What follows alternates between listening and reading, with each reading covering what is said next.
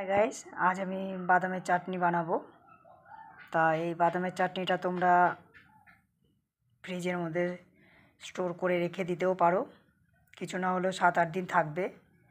আর এটা দিয়ে তুমি ইডলিও খেতে পারবে, ধোসাও খেতে পারবে। তা আমি এই রেসিপিটা শুরু করছি, তোমরা দেখতে থাকো। এটা হচ্ছে ছোলার ডাল আর এই বাদাম। আমি কড়াইয়ের মধ্যে হালকা তেল নেব, তেল দিয়ে এগুলো একটু ভেজে নেব। দেখতে থাকো তোমরা। দেখো, কড়াইয়ে হালকা তেল দিয়ে দিয়েছি, হালকা তেল দিয়ে দিয়েছি কড়াইয়ে। তেলটা গরম হলে আমি বাদামগুলো দিয়ে দেবো।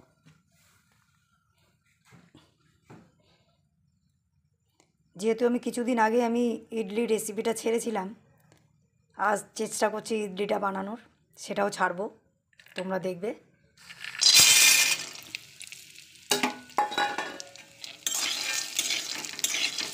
বাদামটা একটু হালকা আছে ভেজে নেব। লো ফ্লেমে বাদামটা ভাজতে হবে যাতে না পুড়ে যায়।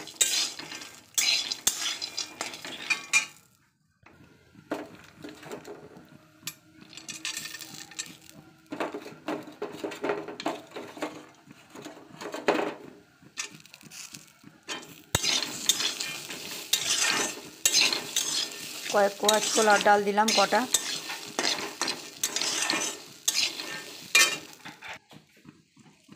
রসুন দিলাম কয়েক কোয়া,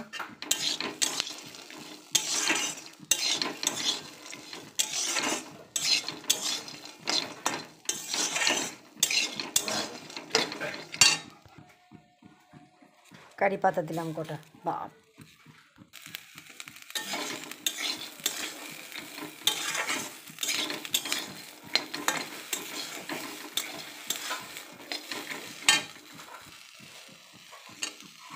একটা কাঁচা লঙ্কা দিয়ে দিলাম। এবার একটু নেড়ে নেবো এটা। আমার এটা ভাজা হয়ে গেছে, এবার ঠান্ডা করব, ঠান্ডা করে মিক্সিতে পেস্ট করে নেব। আমার বাদামগুলো ঠান্ডা হয়ে গেছে, এবার মিক্সিতে পেস্ট করে নেব। দেখো, ইসের মধ্যে নিয়ে নিয়েছি। আমি এবার এটা চাপা দিয়ে পেস্ট করে নিয়ে আসবো। আমার বাদামের চাটনির পেস্টটা করে নিয়ে এসেছি মিক্সিতে। এবার আমি কড়াইয়ে তেল দেবো।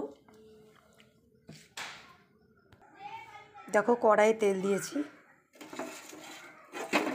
এবার 3টে শুকনো লঙ্কা আমি অর্ধেক করে নিয়েছি।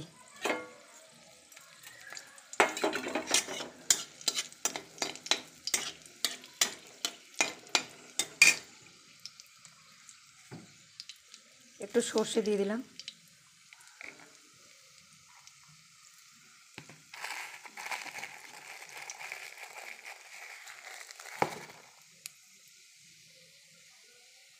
একটু গোটা জিরে দিয়ে দিলাম।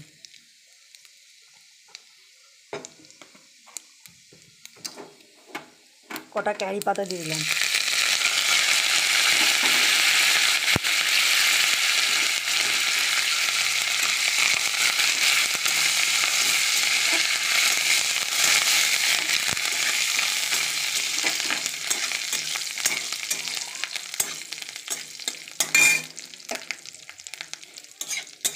এটা আমার হয়ে গেছে। এই বাদামের পেস্টের মধ্যে এবার আমি লেবু দেব।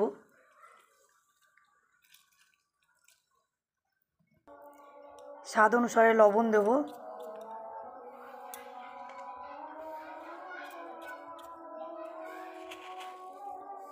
আর মিষ্টি দেব, একটু হালকা মিষ্টি মিষ্টি হবে, ভালো লাগবে খেতে।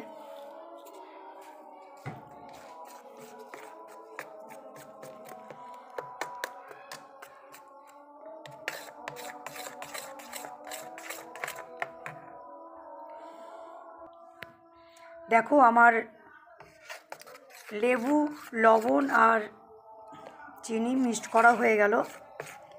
এবার আমি এটা সোমবার দিয়ে রেখে দিয়েছিলাম সেটা আমি এর মধ্যে ঢেলে দেবো। আমার বাদামের চাটনির রেসিপিটা হয়ে গেল। এখানে তাহলে শেষ করে দিলাম। Bye bye.